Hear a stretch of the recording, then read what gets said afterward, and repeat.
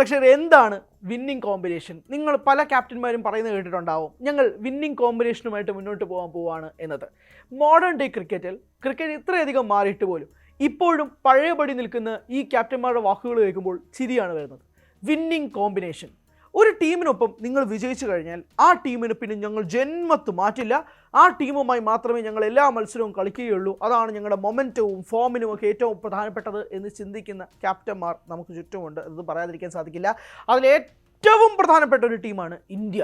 അതായത് ഇന്ത്യ ഒരു മത്സരം ജയിച്ചു കഴിഞ്ഞാൽ കൊള്ളാം, ഭാഗ്യ ടീമാണ്, ഞങ്ങൾ ആ ടീമുമായിട്ടായിരിക്കും മുന്നോട്ട് പോകുന്നത് എന്നുള്ളതാണ്. സാധാരണ ഇത് കണ്ടു തുടങ്ങിയത് ക്യാപ്റ്റൻസി സ്ഥാനം മഹേന്ദ്ര സിംഗ് ധോണി ഏറ്റെടുത്തതിന് ശേഷമാണ്.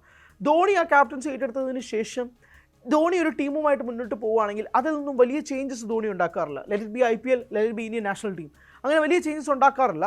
അങ്ങനെ ഉണ്ടാക്കാത്തതിൻ്റെ കാരണം എന്ന് പറയുന്നത് ആ ടീമിലൊരു വിശ്വാസ്യത ധോണി കീപ്പ് ചെയ്യുന്നത് കൊണ്ടും ധോണിക്ക് അതനുസരിച്ച് പ്ലേയേഴ്സിനെ മെൻറ്റർ ചെയ്തുകൊണ്ട് പോകാൻ കഴിയുമെന്നുള്ള വിശ്വാസവും കൊണ്ടാണ് ധോണി അങ്ങനെ ചേഞ്ചസ് വരുത്താത്തതും ഇന്ത്യക്ക് അതനുസരിച്ചുള്ള റിസൾട്ട്സ് കിട്ടിക്കൊണ്ടിരുന്നതും. പക്ഷേ ഇവിടെ നോക്കിക്കേ, വിന്നിംഗ് കോമ്പറ്റീഷൻ എന്ന് പറഞ്ഞിട്ട് പലതരത്തിലുമുള്ള മാറ്റങ്ങൾ നടത്തുന്നുണ്ട്. അത് മാറ്റങ്ങൾ എന്ന് പറഞ്ഞാൽ ടീമിനിടയിലുള്ള മാറ്റങ്ങളല്ല, പക്ഷേ മെൻ്റലി പല മാറ്റങ്ങൾ സംഭവിക്കുന്നുമുണ്ട് ഒരു ഇന്ത്യൻ ടീമിൽ നിന്നും. നമുക്ക് ഇന്ത്യൻ ടീം മാത്രമായിട്ട് സംസാരിക്കാം, വിന്നിംഗ് കോമ്പിനേഷനുമായി ബന്ധപ്പെട്ടും സംസാരിക്കാം. ഇപ്പോൾ വിന്നിംഗ് കോമ്പിനേഷൻ എന്ന് പറഞ്ഞ് ഈ T20 ലോകകപ്പിൽ ഇന്ത്യ ഇറക്കിയ ഒരു സ്ക്വാഡുണ്ട്. അതായത് USA-ക്കെതിരെ കളിച്ചൊരു സ്ക്വാഡ്, നമീബിയക്കെതിരെ നടത്തിയൊരു ചേഞ്ച് അഭിഷേക് ശർമ്മ ഇല്ലാത്തതാണ്, അത് വൈകാരിക കൊണ്ട് മാത്രമാണ്. അല്ലാത്ത പക്ഷം വേറെ അങ്ങനെ പ്ലെയേഴ്സിനെ മാറ്റുന്നതായി നമ്മൾ കണ്ടില്ല. എന്തിനേറെ പറയണം, സൂപ്പർ 8-ൽ പോലും അഭിഷേക് ഫോം ഔട്ടായി നിൽക്കുന്നു, തിലക് ഫോം ഔട്ടായിട്ട് നിൽക്കുന്നു, ക്യാപ്റ്റനായ സൂര്യകുമാർ യാദവ് ഫോം ഔട്ടായിട്ട് നിൽക്കുന്നു. എന്നിട്ട് പോലും ഈ ഒരു കോമ്പിനേഷൻ മാറ്റാൻ തയ്യാറാകുന്നില്ല. എനിക്ക് ഇവരൊന്നും മാറ്റേണ്ട കാര്യമില്ല, കാരണം ഇവരൊക്കെ എന്ന് വേണമെങ്കിലും തിളങ്ങും, ഇതിന് മുമ്പും തിളങ്ങിയിട്ടുണ്ട് എന്നൊക്കെ തുടങ്ങിയ സാധാരണയായി ക്യാപ്റ്റന്മാർ പ്ലെയേഴ്സിനെ വാദിക്കാൻ വേണ്ടിയിട്ടും ഇങ്ങനെ കൊണ്ടു നടക്കാൻ വേണ്ടിയിട്ട് പറയുന്ന വിചിത്രമായ വാദങ്ങൾ സൂര്യകുമാർ യാദവ് പറഞ്ഞു. പക്ഷേ എന്തിനാണ് ഈ വിന്നിംഗ് കോമ്പിനേഷൻ എന്ന് ഉദ്ദേശിക്കുന്നത്?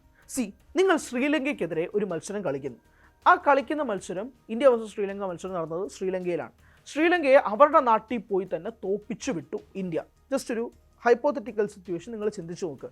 അന്ന് കളിച്ച പ്ലേയിങ് 11 കൊണ്ട് നിങ്ങൾ അടുത്ത മത്സരം കളിക്കാൻ പോകുന്നത് ഓസ്ട്രേലിയയിലാണ്, മെൽബൺ ഗ്രൗണ്ടിലാണ് നിങ്ങൾ കളിക്കാൻ പോകുന്നതെന്ന് ആലോചിച്ച് നോക്കുക.